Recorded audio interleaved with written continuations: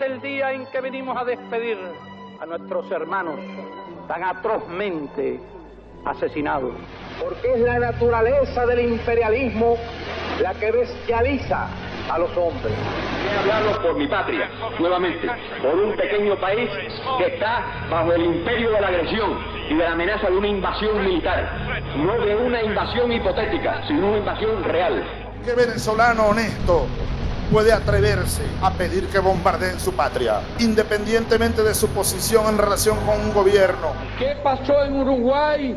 ¿Y qué pasó en Brasil? ¿Y quiénes apoyaron a los golpistas? ¿Quién intervino en Santo Domingo? ¿Quién invadió Granada? ¿Quién invadió Panamá? Los campeones de la libertad y de los derechos humanos. Un saludo a todos, sean bienvenidos a este espacio digital de Radio Reloj. Hoy venimos a hablarles sobre una cierta incertidumbre para algunos, para otros será un deseo, un anhelo en función de qué es lo que ocurra. Estamos hablando sobre el futuro, ¿no? De lo que puede ocurrir en la isla y no precisamente no haciendo una predicción, sino de lo que va a ocurrir, sino como una cierta mirada sobre el panorama, sobre todo esto acentuado por lo que fue la presión económica, ¿no?, agravada hacia la isla por parte de Donald Trump tras esa firma ejecutiva. Por otro lado, obvio, tras la agresión a la hermana nación de Venezuela, lo cual refuerza un carácter imperial, lo que fue siempre por parte de Estados Unidos a nuestro país, sobre todo tras ciertos avances de países, sobre todo en el caso de China, en la región latinoamericana, y entonces vemos como Estados Unidos ya podría considerarse una mezcla entre impotencia, una mezcla de desespero, de apuro, sobre todo tras esta ganancia que vienen incurriendo otros países, otras potencias que están emergiendo, que en este caso están consolidadas, no sobre todo en el plano globalista militar como lo es Estados Unidos, pero en este caso en el plano económico y diplomático, ¿no? Entonces, por un lado hablábamos de cierta incertidumbre, sobre todo por las condiciones las cuales se están gestando para que ocurra determinada cosa, ¿no? O sea, una de las características que podíamos haber visto en tiempos anteriores es que había como que una cierta preparación, una cierta espera hacia lo que podía ocurrir, ¿no? Había un carácter un poco más homogéneo, ¿no? Había precisamente un terreno preparado por lo que fue la revolución, por lo que fueron las ideas martianas, por lo que fueron muchas cosas, ¿no? Había eso que, por ejemplo, de lo que habla Jameson, ¿no? O sea, el ser humano reflejado a través de una temporalidad, ¿no? No el ser humano que vive hoy en día como un presente continuo, despojado de lo que fue su historia, que no es capaz de reconocerse, ¿no?, de manera activa como un sujeto histórico. Entonces, debido a esa incertidumbre, porque lo que observamos en los tiempos, en este tiempo, es que el terreno está preparado, ¿no?, para cualquier tipo de amenaza, cualquier tipo de agresión, pero lo peor es que porque esta amenaza y esta agresión puede ser justificada y puede ser legitimada desde dentro, ¿no? Ya no es una cosa que tenga que venir de manera externa, ¿no?, como tipo una agresión, y que tanto a las malas o a las buenas estaremos esperando, tanto para conseguir la victoria o para defendernos tanto como sea posible, ¿no? Hoy en día no siempre, pero hoy en día grabado sobre todo por aparatos ideológicos que operan con muchísima eficacia por un refinamiento de las cadenas de poder que ha conseguido el capitalismo. Cuba Debate decía hace unos días un artículo brillante, ¿no?, sobre respecto del trabajo de los memes en esta sociedad. O sea, los memes trabajados como lo vieron bastantes pensadores, como una forma mínima, una forma casi de las más tontas posibles de transmitir un mensaje, ¿no? Una cosa que es muy utilizada en este caso por la comunidad animal, con nuestros cercanos, con los primates, ¿no? En el cual es una cosa que funciona por asociación, es una cosa que toca el nervio más reptiliano, el nervio más visceral que puede contener un ser humano dentro, y lo anula de lo que puede ser su pensamiento crítico, ¿no? Lo expone a una cierta superficialidad, ambigüedad, donde el cinismo incurre, y esa distancia crítica en la cual uno traza un camino para analizar determinado panorama queda completamente borrado, privado, ¿no? Entonces lo que suele ser exponer el ridículo, lo que suele ser sobre todo asociarme porque muchos lo están difundiendo, que es otra cosa bastante curiosa que realmente haya sido estudiado sobre todo por los Estados Unidos, ¿no? Que son los que fundan esto como concepto en la era contemporánea, pero que bebe mucho en este caso de lo que fue el ministro de propaganda nazi Goebbels, que habló esa famosa frase de que una mentira 1000 veces se vuelve realidad. O sea, la repetición, ¿no? Hace de cierta manera, provoca la destrucción de las barreras mentales debido a que nos trae una asimilación de la información procesada. Una cosa que se puede conectar con lo que dijo Foucault también, de que la normalización, ¿no? Forma parte de lo que suele ser los brazos musculosos del poder, ¿no? Entonces eso sería una cosa muy interesante para pensar de que si existe una categoría totalmente discernible de lo que es el poder, ¿no? O sea, podemos discernir el poder como un ente corpóreo, ¿no? Donde lo podemos tocar, donde lo podemos atacar, o el poder igual se puede manifestar a través de relaciones, ¿no? Entonces el poder no se encontraría específicamente en un lugar determinado, sino que se encontraría incluso al lado de nosotros, ¿no? Nosotros mismos podríamos ser agentes del poder. Aquí incluso podríamos hablar al respecto del arte, ¿no? Si el arte, que nos podríamos remitir incluso a lo que es la escuela de Frankfurt, autores como Benjamin, o que tienen un poco más de lejanía con esto, como podría ser Hannah Arendt, o incluso el Platón mismo, para entender ciertas cosas. Aquí podemos hacer una distinción del arte, entendida como si el arte puede ser un proceso, una vía o un mecanismo que ya se da por sentado, ¿no? Que pertenece al poder, que el poder se lo apropia, pero que puede servir incluso reutilizándolo como una manera de salvarnos a nosotros mismos, ¿no? Buscarlo como un mecanismo para la emancipación de los oprimidos. Es curioso la anécdota de Lenin cuando ve la película Intolerancia de Griffith, ¿no? Que había salido de lo que fue el nacimiento de una nación. Estuvo el tema de la polémica con el Ku Klux Klan. Posteriormente Griffith hace la película Intolerancia, ¿no? Precisamente para evidenciar cómo esa intolerancia que ha abundado en la historia a través de 4 relatos, ¿no? Que señalan esa depravación que ha acompañado muchas veces al ser humano. Entonces Lenin, al observar esta película, dijo que esto es una cosa que no debe quedarse en una pantalla, ¿no? Para un consumo espectacular de los individuos. Esto debe llevarse a cada una de las personas de un país. Los soviéticos creían mucho en el cine como una herramienta difusora, en este caso de propaganda, no en propaganda en un sentido burdo, sino de propaganda en el sentido de mostrar lo que estaba ocurriendo, ¿no? En un sentido de ponerle los lentes a la población que no tenía acceso a una reflexión, ¿no? A una mirada sobre la realidad, en parte porque muchos se encontraban de manera aislada. Vamos a pensar que en ese tiempo Rusia era un país extremadamente grande. Hay gente que todavía vivían en una casa donde lo único que tenían en el centro era la Biblia y poco más.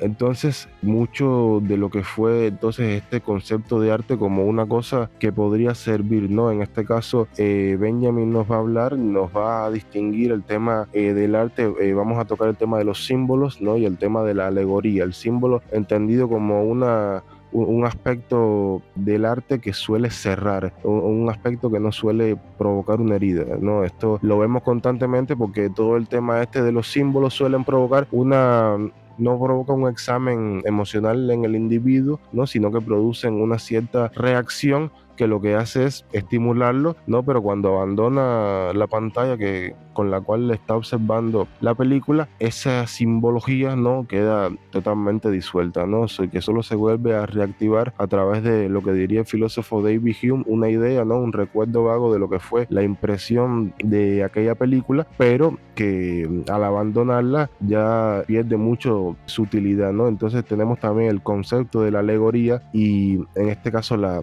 alegoría como algo que llama, ¿no? Algo que deja una herida, y que no es algo que precisamente busque conformar, no es algo que haga que que la gente cierre su círculo con lo que conlleva la experiencia, ¿no? Sino que impulse, motive y traslade a la gente hacia buscar, en este caso, lo que suele ser otro saber o otras maneras de hacer las cosas. También, por otro lado, tenemos lo que es la manera de pensar el arte como una cosa que ya de por sí nace dentro de la lógica del poder, ¿no? Entonces vendría siendo una cosa que no tiene solución, ¿no? Sería desmantelar el tema del arte como un bien en sí mismo, de manera tal que se puede admitir, se puede reconocer y se puede apreciar y elogiar todos los bienes, todos los logros, toda esa catarsis que nos provoca el arte, pero entendiendo que aunque incurra, ¿no?, en estos beneficios, el arte es extremadamente débil, ¿no?, y extremadamente vulnerable en caer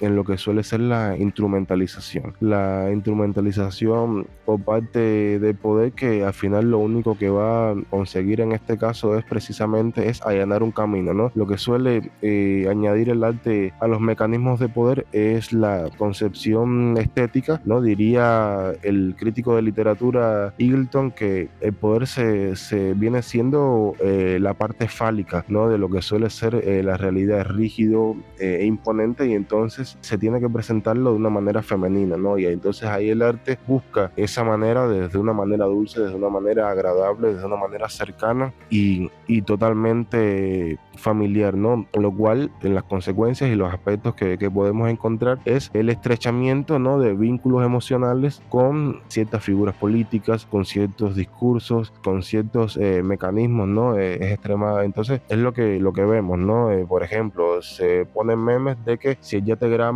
se hubiese hundido, pues no teníamos esta revolución y no estuviésemos pasando trabajo. Entonces uno se preguntaría, bueno, entonces realmente el yategrama se decidió armar, un montón de guerrilleros, de rebeldes decidieron luchar contra la dictadura que había en Cuba y el anexionismo que había en Cuba, porque estaban locos, ¿no? Porque era una cosa que tenían un conflicto personal contra ellos y querían ajustarle cuentas, como diría Echeverría. No, o sea, realmente en Cuba había una herencia de lo que fue la protesta, de lo que fue la censura a los estudiantes, unas condiciones extremadamente precarias donde, por ejemplo, la mayoría, muchos de los niños que nacían acababan en la muerte, no solo en el tema del embarazo y el parto, sino el tema de lo que es una malnutrición, además de todos los problemas que expuso Fidel, de la vivienda, de la salud, entre otras cosas. Estos lazos emocionales que observamos se vuelven peligrosos porque precisamente las figuras políticas no acompañan unos lazos emocionales a partir del dominado, ¿no? Es muy curioso porque precisamente la labor de la estética, ¿no?, es adornar, es colocar flores sobre las cadenas y los modos de opresión. Es extremadamente curioso porque, a pesar de que uno tiene una casta política globalista, ¿no?, que controla el mundo, que a la misma vez comete actos de pedofilia, actos de secuestro y de genocidio, pero precisamente esas acciones son justificadas, ¿no? Entonces el poder juega al juego de lo que es la democracia, ¿no? Pero es una democracia que ya opera dentro de los parámetros mismos del poder, y entonces que convoca a todo el mundo a participar en ese esquema, pero ya está constantemente militarizado a través de los ecosistemas digitales que se ven como una cosa que viene siendo un espejo de lo que es la realidad, pero más bien lo que es una esfera pública, en este caso acentuada con un componente estético, ¿no?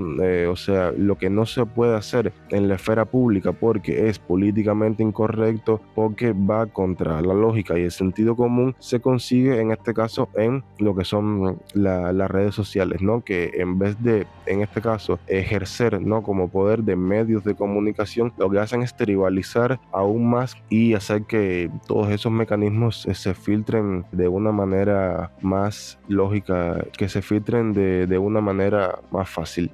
Entonces, esta otra concepción del arte que lo que pretende es suprimir al arte, algunos eliminarlo, pero otros concederle un rol secundario en lo que suele ser la construcción de un país, de un movimiento o de un grupo, ¿no? Precisamente debido a las limitaciones con las que toca el arte, que precisamente puede provocar un cóctel emocional en los individuos, pero precisamente por eso hace que sea específicamente vulnerable a las lógicas del poder, y no solo eso, sino que el arte viene al mundo con el peligro de que no tiene autonomía propia, ¿no? El arte, en este caso, más hablando de lo que suele ser el cine, el arte no convoca a los medios que la permiten de su subsistencia, ¿no? En este caso, el poder es el único que posee ese tipo de mecanismos, ¿no? Es extremadamente visible, o sea, sin los medios de visualización el arte no puede darse a conocer, ¿no? O sea, sin la aprobación, uno de lo que se suele ser la aprobación mediática, sin lo que suele ser una aprobación para colocar esas obras de arte en lo que son salas de cine, espacios televisivos, reality shows, etcétera, sin lo que suele ser la habilitación por parte de los medios de poder al arte para darle visibilidad en lo que son salas de cine, espacios de televisión o reality shows, el arte no se encuentra con esa autonomía, con esa independencia para poder manifestarse tal y como es, ¿no? Entonces, esta adopción que hace el poder sobre arte realmente lo que suele ser filtrado, ¿no? Como la libertad de expresión, que es extremadamente curioso porque el poder incita, ¿no? Y construye un camino intelectual, ¿no? Que ha hecho entender a la gente que uno es libre en estos tiempos modernos en cuán capacidad uno tiene de expresarse, ¿no? Entonces uno diría, si eso fuera cierto, ya no hubiese guerras en el mundo, porque el mundo se llena constantemente de protestas contra las guerras y el mundo ha seguido prácticamente igual. Sin embargo, esta concepción del arte, que realmente es el reflejo del análisis más realista de lo que suele ser el mundo, es el concepto de libertad entendido como la capacidad de ejercer la influencia en el mundo. Y por tanto ese concepto de libertad, que no solo es lo que suele ser el término de la influencia en el mundo, sino la capacidad de ejercer la voluntad personal en el mundo, la contienen aquella élite política, ¿no? Entonces, cuando nosotros vemos que precisamente existe un camino que ya está allanado estéticamente, ¿no? Donde ya está completamente legitimado, quizás no por parte de la mayoría, ¿no? Pero sino una buena parte, entonces esa incertidumbre de lo que suele ser el devenir de un país, de una nación, en este caso Cuba, dota de ese misterio, de esa para muchos, ¿no? Para otros también suele ser el miedo y en general otro tipo de problemas, porque en fondo las lógicas capitalistas, las lógicas imperialistas, además de bestializar al hombre, como lo diría Che, también lo convierten en un esclavo.